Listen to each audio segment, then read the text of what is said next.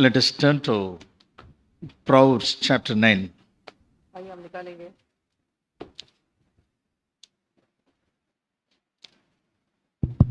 हम निकालेंगे नीति वचन की पुस्तक उसका 9वां अध्याय। In our family life, both husbands and wives, we should seek meekness. हमारे पारिवारिक जीवन में पति पत्नी दोनों को कोमलता की या नम्रता की खोज करनी है। So, as Jesus said to his disciples, learn from me, I am gentle and meek. जैसे यीशु ने अपने शिष्यों को कहा, मुझसे सीखो क्योंकि मैं नम्र और दीन हूं। It's our responsibility to show meekness to our life partners. हमारी जिम्मेदारी है कि हमारे जीवन साथी को वो नम्रता कोमलता हम प्रदर्शित करें या हम दिखाएं। It's such a big area. और ये एक बहुत बड़ा क्षेत्र है। So just I want to enlighten in certain areas. और कुछ क्षेत्रों में मैं कुछ ज्योति लाना चाहता हूँ, प्रकाशन देना चाहता हूँ। First of all, to our dear sisters. सबसे पहले हमारे प्रिय बहनों के लिए Proverbs chapter 9. नीति वचन उसका 9वां अध्याय, Verse 7, 8, 9. उसका 7वां, 8वां और 9वां वचन। Just I want to read it like in some other order. और मैं इसको एक अलग क्रम में पढ़ना चाहता हूँ। First, let us read first of all. Then I want to change it. और सबसे पहले हम जैसा है वैसे पढ़ेंगे, फिर मैं थोड़ा बदल के इसे पढ़ना चाहूंगा। He who corrects a scoffer gets dishonor for himself. जो ठट्ठा करने वाले को शिक्षा देता है वो अपमानित होता है। He who reproves a wicked man gets insults for himself. और जो दुष्ट जन को डांटता है वो कलंकित होता है। So, do not reprove a scoffer or he will hate you. ठट्ठा करने वाले को न डांट, ऐसा न हो कि वह तुझसे बैर रखे। Reprove a wise man and he will love you. बुद्धिमान को डांट, वो तो तुझसे प्रेम रखेगा। Give instruction to a wise man and he will be still wiser. बुद्धिमान को शिक्षा दे, वो अधिक बुद्धिमान होगा। Teach a righteous man and he will increase his learning. धर्मी को चिता दे, वो अपनी विद्या बढ़ाएगा। So, dear sisters, just you please listen this. You please go through these 3 verses. और मेरी प्रिय बहनों, कृपया इन 3 वचनों में से आप जाइए। A husband, one who corrects his wife, and if he gets dishonor for himself, means that wife is a scoffer. अगर एक पति जो अपने पत्नी को सुधारता है, उसको सुधारने, उसको डांटने के बाद अगर वो अपमानित हो रहा है, तो वो पत्नी एक ठट्ठा करने वाली है। Okay, that second verse. दूसरा वचन, The same verse. उसी वचन में, A husband who reproves his wife and gets insults for himself means such sister, such wife is a wicked one. जब कोई पति अपने पत्नी को डांटे और वो खुद कलंकित हो जाए या अपमानित हो जाए, तो ऐसी पत्नी दुष्ट जन है, दुष्ट व्यक्ति है। If a husband reproves his wife and if she hates him, then she is a scoffer. 8वां वचन, अगर एक पति अपने पत्नी को सुधारे या डांटे और वो उससे नफरत करने लगे, बैर रखने लगे, तो फिर से वो एक ठट्ठा करने वाली है। If that person, if she loves correction means she is a wise woman. अगर वो स्त्री, 8वां वचन का अंतिम भाग, वो सुधार से या डांट से प्रेम रखती है, तो वो एक बुद्धिमान स्त्री है। So we have to read it like this. और हमें इसे इस प्रकार से पढ़ना है। So in the past, और शायद अतीत में, so how is your state in these areas? और इस मामले में आपका स्तर या आप किस प्रकार से आपका बर्ताव था इस मामले में? Will you give room? Will you admit your husband? Will you allow your husband to correct you, rebuke you, reprove you? क्या आप अपने पति को अनुमति देते हो? क्या आप अपने पति को इतनी जगह देते हो कि वो आपको सुधारे, वो आपको डांटे, वो आपको कोई गलती दिखाए? If you are insulting, if you are hating, if you are despising means, in the name of Jesus I can tell, such wives are wicked, scoffers, arrogant, proud.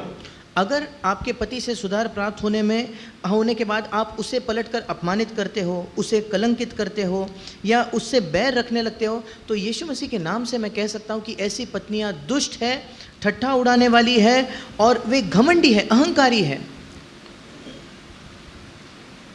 It seems to be heavy. ये भारी मालूम पड़ता है ये वचन। Let us wait. आप भी इंतजार कीजिए। That's also verses for husbands. पतियों के लिए भी वचन है, आएंगे। Okay. So the reason is for all our corrections, either correcting our one another, or correcting our children, or correcting our brothers or sisters in the church, it should be our motto.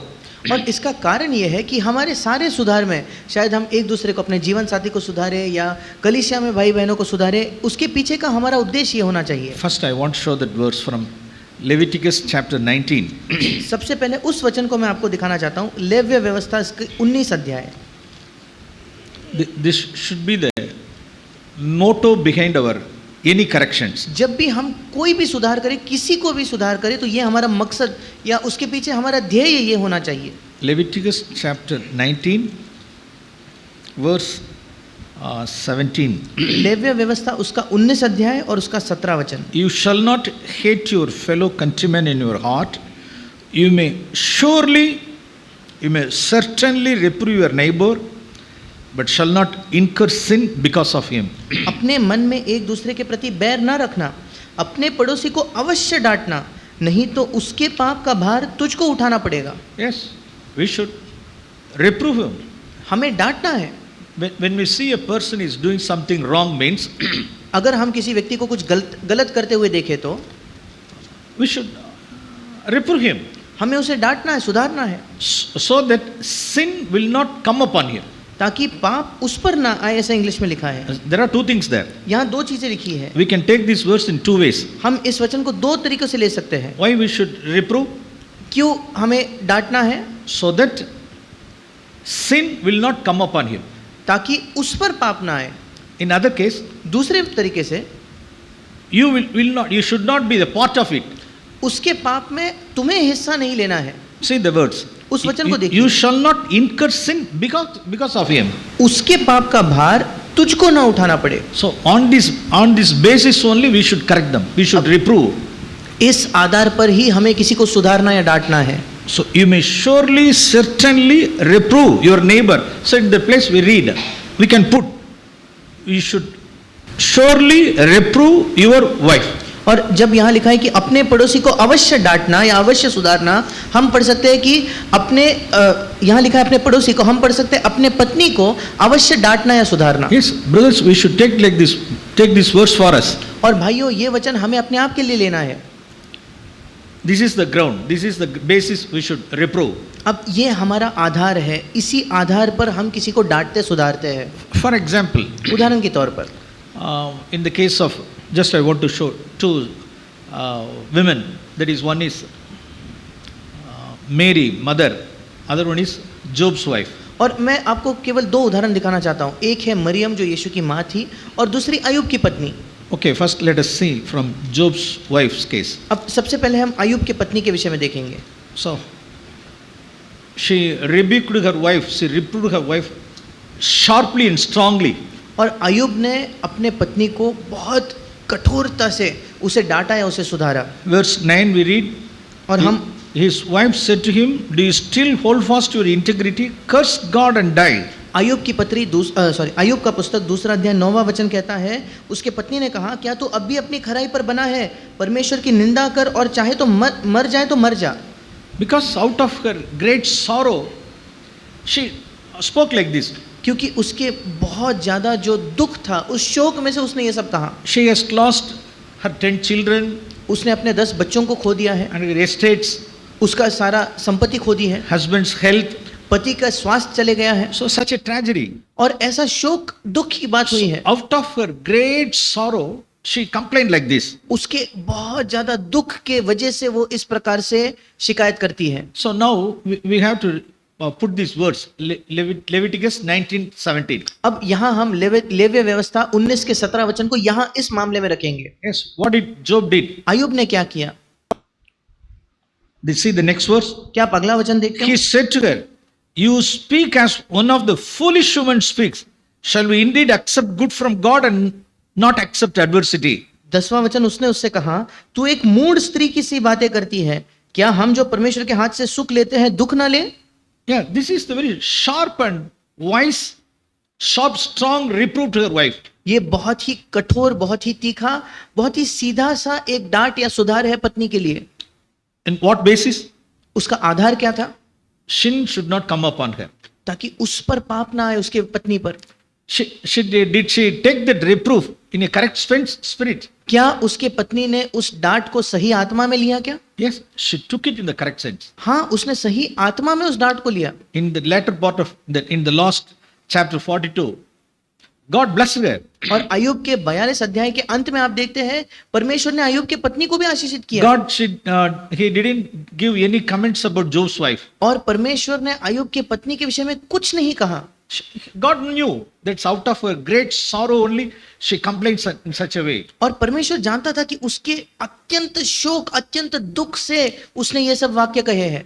Or otherwise, because of Job's correction, she might have corrected, she might have repented of her sin. या दूसरे शब्दों में हो सकता है शायद उसने पाप किया हो, पर अय्यूब ने डांटा, उसके शब्दों को सुनकर उसने अपने पापों से मन फिराया।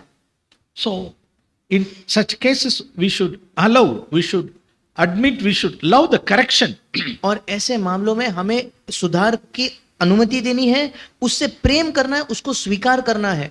In John chapter 2, यूहन्ना रचित सुसमाचार इसके दूसरे अध्याय में so Jesus, a strong reproof to her mother, और to his mother. यीशु ने भी अपने माता के प्रति एक कठोर सा एक मानो उसको डांट या सुधारा। She, all these 30 years, she didn't hear such a word, women. और Such, what is strong word he used? 30 वर्षों में कभी भी मरियम ने यीशु के मुंह से हे महिला ऐसा शब्द नहीं सुना। कितना कठोर शब्द यीशु ने इस्तेमाल किया। So all these 30 years hearing such word, mother, mother, mother, on that occasion, very first, she would have shocked to hear that word, women, what business do you have with me? 30 वर्षों से वो यीशु के मुंह से सुन रही है माँ माँ माँ माँ, और पहले बार 30 वर्षों के बाद यीशु के मुंह से ये तीखे शब्द निकलते हैं, हे महिला मुझे तुझसे क्या काम। उसको कितना आश्चर्यचकित वो हो गई होगी। So did she get offended with Jesus? पर क्या वो यीशु से बुरा मान गई क्या? She took the correction in a good spirit. एक अच्छी आत्मा में उसने उस सुधार को प्राप्त किया। She didn't leave the wedding hall. वो उस विवाह के उस मंडप को छोड़कर नहीं चली गई वहां से। There are people, ऐसे लोग भी हैं, I have seen such sisters also. और मैंने ऐसे बहनों को भी देखा है। Even in the midst of wedding ceremony, wedding hall, और विवाह के उस हॉल के बीच में भी that's jagada between husband and wife, even in the midst of wedding hall itself. और उस वेडिंग के हॉल में जहां उनका विवाह होता है वहीं पति पत्नी के बीच झगड़ा शुरू हो जाता है। A simple correction or simple reproof, he would have corrected his wife in the hall. और शायद उस हॉल में ही उस पति ने अपने पत्नी को कुछ साधारण सा एक डांट या सुधार दिया होगा। So within 5 or 10 minutes, wife is there, wife is missing. और 5 या 10 मिनट के बाद वहां से पत्नी गायब हो चुकी है। She is not there. She went back to her home वो वहां है ही नहीं, वो अपने घर चले गई, लौट गई, because she got offended. क्योंकि वो बुरा मान गई, नाराज हो गई। Such people are all what we say, scoffers. ऐसे लोगों के बारे में हम क्या कहें? ठट्ठा करने वाले। See the spirit of Mary. और मरियम की आत्मा को देखिए। John chapter 2. यूहन्ना उसका दूसरा अध्याय। She faced such a strong reproof from his son. अपने खुद के बेटे से ऐसा तीखा तीव्र डांट उसने खाई। So, his mother, verse 5, no? 5वां वचन, His mother said to his servants, उसकी माता ने सेवकों से कहा, whatever he says to you, do it. जो कुछ वो तुमसे कहे वही करना। Praise Lord. परमेश्वर की स्तुति हो। He quietly, very calmly, he took it. चुपचाप शांत रीति से मरियम ने उसको अपनाया। So such a spirit we should have. ऐसी आत्मा हमारी होनी चाहिए। In sometimes, कभी कभी कुछ समय in some in some of our houses, और हमारे कुछ घरों में we all come across like this. हम सब ऐसे परिस्थितियों का सामना करते हैं When husbands corrects, or even some foolish husbands may scold his wives. और जब भी पति अपने पत्नी को सुधारता है, और कुछ मूर्ख पति तो अपने पत्नी को डांटने लगेंगे. Reprove is okay, correction is okay, rebuke is okay. Scolding, that's not godly, that is not godliness. और इंग्लिश में इसके लिए 3-4 अलग अलग शब्द है. जैसे किसी को सुधारना सही बात है, किसी को गलती दिखाना सही बात है, उसके पाप को भी दिखाना सही बात है, पर इंग्लिश में जो डांटना कठोर सा एक शब्द है, ये कोई ईश्वरीय तरीका नहीं है, ईश्वरीय चीज नहीं है. Yeah, we should not scold. हमें किसी को डांटना नहीं We है. may reprove, हम उन्हें सुधार सकते we हैं, may rebuke, हम उनकी गलती दिखा सकते we हैं, may correct, हम उन्हें सुधार सकते but we हैं, should not scold our wives. पर हमें अपने पत्नियों को डांटना नहीं है. There are husbands using some bad ill words, और ऐसे पति है जो कुछ अपशब्दों का इस्तेमाल कर देते हैं, scolding them, उन्हें डांट कर, using some abusive words to embarrass her, disgrace her. और मानो कुछ अपशब्द या गालियां देकर उसे सताने के शब्दों का इस्तेमाल करना. Even there are some, even still more foolish husbands are there. Even they will connect their parents also, so that it will aggressive their spirits. और कुछ यहाँ तक कि इससे भी ज्यादा मूर्ख पति है कि वो उनके माता पिता को भी बीच लाते हैं ताकि वो और भी बदतर परिस्थिति हो जाए. So there is foolishness. ये मूर्खता है. So Jesus, he gently, though it is strong, but he reproved her mother, his और- mother. और हालांकि यीशु ने कठोर शब्दों, सख्त शब्दों का इस्तेमाल किया, पर उसने अपने माँ को सुधारा. And sometimes in some, when husbands rebuke her wives, और कभी कभी जब पति अपने पत्नियों को सुधारते हैं, generally they get offended and go to the rooms. और वे बुरा मानकर अपने कमरे में चले जाते हैं, So there will be some silence, no? और कुछ शांति होती है. Death silence. That's not good silence, that's death silence. वो मृत्यु की सी शांति है, वो अच्छी शांति नहीं है, मृत्यु की शांति है. At the time the children may go to their mother and ask for food. और उस समय अपने बच्चे शायद माँ के पास जाकर भोजन मांगते होंगे. What they would say, see, he is standing there, go and ask for food.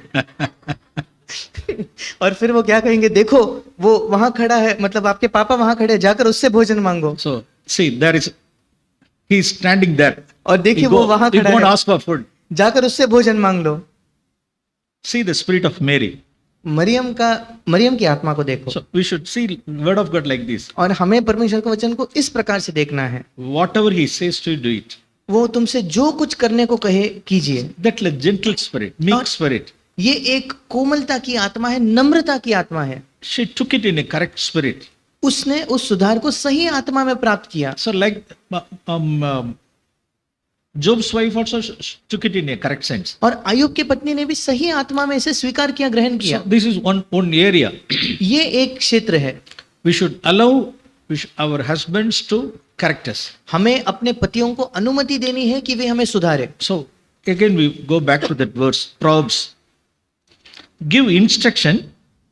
फिर एक बार हम उस वचन को निकालेंगे, नीति वचन. जब हम किसी को शिक्षा देते हैं तो Give instruction to a wise man and he will be still wiser. और 9वां वचन, बुद्धिमान को शिक्षा दे. नीति वचन 9:9, बुद्धिमान को शिक्षा दे, वो अधिक बुद्धिमान होगा. In Jesus' life, यीशु के जीवन में in the beginning of his ministry itself, she reproved his mother. उसके सेवकाई के शुरुआत में ही यीशु ने अपने माँ को सुधारा. So what happened? उसके बाद क्या हुआ? So at the end of John Gospel, at the beginning, that's Acts chapter 1, we read of Mother Mary. और यूहन्ना के अंत में, यूहन्ना सुसमाचार खत्म हो जाता है, प्रेरितों के काम के पहले पन्ने पर हम मरियम के बारे में पढ़ते हैं, उसके माता के बारे में. She didn't seek any prominence among the apostles. और प्रेरितों के बीच में कोई प्रमुख स्थान, मुख्य स्थान उसने नहीं खोजा. So no address at all. और इसलिए वहां उसका कोई जिक्र नहीं है. Because she took it in, she became wiser. क्योंकि वो बुद्धिमान बन गई. He will be still wiser. और यहाँ लिखा है वो अधिक बुद्धिमान होगा. So Jesus gave instruction to his wise mother. और हम ऐसे पढ़ सकते हैं, यीशु ने अपने माँ को या अपने बुद्धिमान माँ को शिक्षा दी. Yes, she was wiser. और वो अधिक बुद्धिमान हो गई. In the Acts chapter, we didn't see Mary. और प्रेरितों के काम में हम मरियम को नहीं देखते। So she was not a dominant or predominant prominence didn't seek. और वो अपना हुक्म चलाने वाले, सबके सामने एक प्रमुखता खोजने वाली या अपने ऊपर ध्यान आकर्षित करने वाली नहीं थी। So such people, those who are humble and those who are meek, they can grow in wisdom. और ऐसे लोग जो नम्र है, जो कोमल है, वे ही बुद्धिमानी में बढ़ सकते हैं। Okay, so just I want to show a few verses for husbands also. और कुछ वचन मैं पतियों के लिए दिखाना चाहता हूँ। One area. ये एक क्षेत्र है। Abraham was a meek man. Abraham एक कोमल या नम्र व्यक्ति था। Moses was a weak man. मूसा भी एक नम्र व्यक्ति था। David, he was also meek. Dawood भी एक नम्र व्यक्ति था। All these men of God were meek before their wives also, in their family life also. और ये तीनों के तीनों पुरुष अपने पारिवारिक जीवन में अपने पत्नी के सामने भी नम्र लोग थे। Genesis chapter 16. उत्पत्ति उसका 16वां अध्याय। Genesis chapter 16. उत्पत्ति उसका 16वां अध्याय।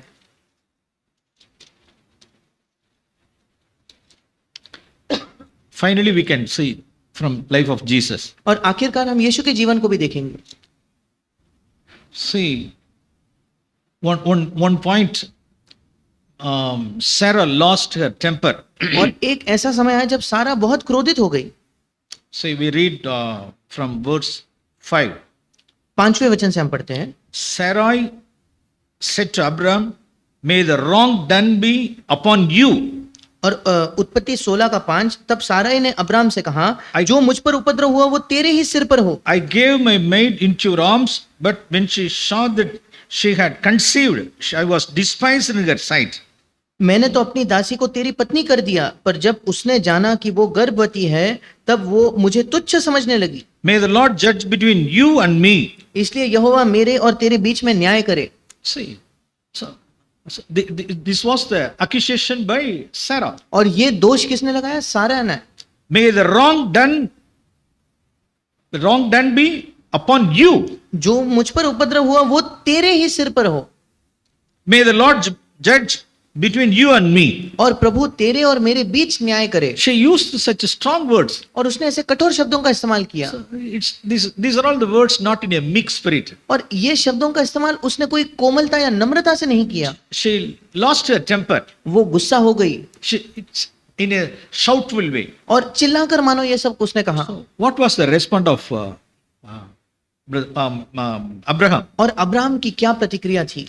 He responded in a meek way. उसने नम्रता से उत्तर दिया। So not in a rude way. और उसने वापस और कठोरता से उसके उत्तर नहीं दिया। So just imagine like this. आप ऐसे कल्पना कर सकते हो? So do you have any sense? Did I ask Sarah to give me? और उसने ये नहीं कहा, तुम्हें कोई समझ है क्या? मैंने सारा से कहा था मुझे देने के लिए। You only gave me. और उसने ये नहीं कहा, देखो सारा तुम ही ने तो So अपनी now दासी you are मुझे दी। accusing me. और अब तुम मुझ पर दोष लगाती हो। So didn't use those words. Abraham ने इन शब्दों का इस्तेमाल नहीं किया। So what did he say? उसने क्या कहा? Behold, your maid is in your power. Abraham ने कहा, देख तेरी दासी तेरे वश में है। Do to her what is good in your sight. जैसा तुझे भला लगे वैसा ही उसके साथ कर। That's all. बस उतना ही। Not in a rude and rough way. और बहुत ही कठोर या सख्ती से वो पेश नहीं आया। He dealt that matter in a very meek way. बहुत नम्रता से उस मामले में वो पेश आया। So that's the spirit of Abraham. ये अब्राहम की आत्मा है। So in Genesis, Exodus chapter 4, we read about Moses. निर्गमन के 4थे अध्याय में हम मूसा के विषय में पढ़ते हैं। Moses, Exodus chapter 4. निर्गमन 4था अध्याय। There is one record that about their 40 years of that wilderness, that's mother-in-law's, father-in-law's family life. That's one thing recorded in Exodus chapter 4. और मूसा का जो संपूर्ण 40 वर्षों का विवाहित जीवन था, जो उसने अपने सास ससुर के घर में काटा था, उसका एक वर्णन, एक झलक हमें निर्गमन के 4थे अध्याय में मिलती है। Where we read that's a bloody husband, no? Exodus chapter 4, verse verse 25, 20. 25, 26. Okay. Yeah. Then verse 25. Zipporah took a flint and cut off her son's foreskin and threw it at Moses' feet. तब सिपोरा ने एक तेज चकमक पत्थर लेकर अपने बेटे की खलड़ी को काट डाला और मूसा के पांव पर यह कहकर फेंक दिया, You are indeed a bridegroom of blood to me. निश्चय तू मेरे लिए लहू बहाने वाला मेरा पति है। So here we see that's the spirit of Zipporah's spirit. और यहाँ सिपोरा की भी एक आत्मा को हम देखते हैं। She threw it at Moses' feet. उसने उसे मूसा के पांव में फेंक दिया।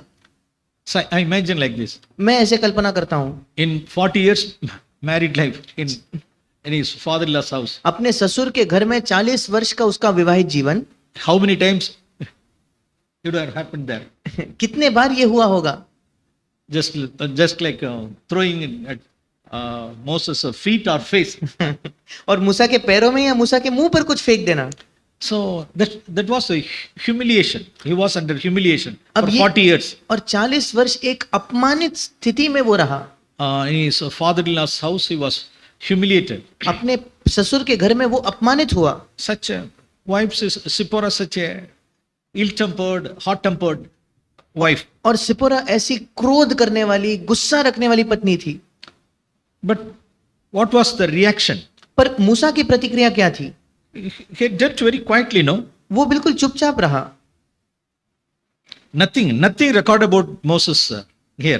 और मूसा के बारे में कुछ भी यहाँ नहीं लिखा। He took it in a quiet and meek spirit. बहुत ही चुपचाप और नम्र आत्मा में उसने उसे स्वीकार किया। This was his life in 40 years in this wilderness. और इस मरुभूमि में 40 वर्षों तक मूसा का जीवन ये था। So God preparing such people in this way और परमेश्वर अपने लोगों को इस तरीके से तैयार करता है, by breaking him उन्हें तोड़ने से, बार बार तोड़ने से। in his in-laws house. उसके सास ससुर के घर में, Such wife Zipporah. और ऐसी पत्नी सिपोरा के द्वारा, In the case of David's life also. और दाऊद के जीवन में भी। So David also despised by his wife Michal. और दाऊद को भी उसकी पत्नी जो मिखाल थी वो तुच्छ जानती थी, He was despised by his wife. और अपने खुद के पत्नी के द्वारा वो तुच्छ जाना गया। So what was his reaction? और उसकी प्रतिक्रिया क्या थी? So he also acted in a very meek way.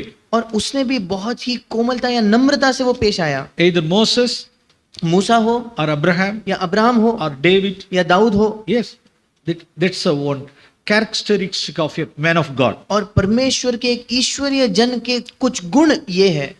Their wives Zipporah or David's wife और उनकी पत्नियां हो, या जैसे सिपोरा हो या दाऊद की पत्नी हो, or in out of ill temper, either Job's wife or Sarah. या अयुब के पत्नी की तरह क्रोध में कुछ बोल जाए, या सारा हो। So, we come across such examples in the word of God. हम परमेश्वर के वचन में ऐसे उदाहरणों को देखते हैं। So in our family life also we may come across these situations. और हमारे पारिवारिक जीवन में भी हम ऐसे परिस्थितियों का सामना कर सकते हैं। Some cases, some wives may now and then they may act like that. और कुछ मामलों में कभी कभार पत्नियां ऐसा पेश आती है, Or in some families there may be permanently like that.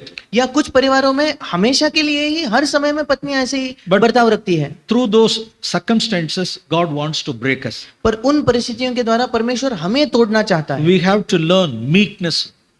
हमें नम्रता सीखनी है, We have to look into Jesus. हमें यीशु को देखना है। Just I want to show from the life of Jesus also. मैं यीशु के जीवन से भी कुछ दिखाना चाहता हूँ। So his 12 disciples were his bride. उसके 12 शिष्य यीशु की दुल्हन थे, Bridegroom Jesus, bride these 12 disciples. और दुल्हा यीशु था, उसकी दुल्हन ये 12 शिष्य थे। So there are so many things recorded in 4 gospels. और 4 सुसमाचारों में कई बातों का जिक्र किया गया है। When Jesus asked to the 3 disciples to ask them to pray for 1 hour. जब यीशु ने 3 शिष्यों से कहा कि मेरे साथ 1 घंटे के लिए प्रार्थना करो, So out of his agony, when he was praying, when he asked his disciples to pray for at least 1 hour, और they were sleeping. और उसके अत्यंत पीड़ा में जब यीशु अपने शिष्यों से कहता है कि 1 घंटा मेरे साथ प्रार्थना करो, वे सो रहे थे। So what was the reaction in Jesus? यीशु की प्रतिक्रिया क्या थी? So he was meek. वो नम्र था, He was gentle. वो कोमल था। When they murmured for that one woman that broke that alabaster oil and they gave the comment as a wastage. और जब उसके शिष्यों ने कुड़कुड़ाहट की कि कोई पापी स्त्री आई थी और उस इत्र के उसने उस संगमरमर के इत्र को तोड़ दिया और उन्होंने कहा कि देखो कैसा पैसा बर्बाद कर दिया इन्होंने, He was gentle. वो नम्र था, He was very meek. वो कोमल था, बहुत नम्र था। He didn't didn't answer in a rude way. उसने बहुत कठोरता से सख्ती से उत्तर नहीं दिया। Even in the case of Peter's denial, और जब पतरस ने इनकार किया तब भी, that's a compassionate look, no? और वो जो दया और तरस के आंखों से यीशु ने उसको देखा, In that meek and compassionate look itself, Jesus forgave. और यीशु के दया और तरस भरे आंखों में ही उसने पतरस को क्षमा कर दिया था। Even after his resurrection, when he met disciples at Tiberia, और उसके पुनरुत्थान के बाद भी जब यीशु उन्हें उस जगह में मिला, he didn't ask any question about his denial to Peter. और पतरस को उसके इनकार करने के बारे में एक प्रश्न भी नहीं पूछा। So we can tell so many examples about Jesus, about his meekness. और हम यीशु के नम्रता के बारे में कई उदाहरण बता सकते हैं, So both husband and wives. दोनों पति पत्नियों के लिए। So in our family life, हमारे पारिवारिक जीवन में, we should set an example for our children in the area of meekness. और इस नम्रता के क्षेत्र में हमें अपने बच्चों के लिए एक उदाहरण दिखाना है। We should not put any stumbling block to our children. हमारे बच्चों के सामने कोई ठोकर का कारण हमें नहीं रखना है। Our quarreling and yelling and shouting, these are all the things we should get rid of. और हमारा झगड़ा करना, बहस करना, एक दूसरे पर चिल्लाना, ये ऐसी बातें जो हमें जीवन से निकाल देनी है। 1 Timothy chapter 2, पहला तिमुथियुस उसका 2 अध्याय, verse 8, उसका 8वां वचन, especially for brothers. विशेषकर भाइयों के लिए। 1 Timothy chapter 2, verse 8. पहला तिमुथियुस 2 अध्याय 8वां वचन।